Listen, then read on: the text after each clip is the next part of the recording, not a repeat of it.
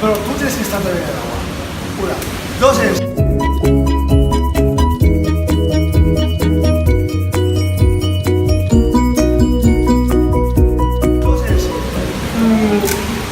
Tú tienes que estar seguro de lo que haces.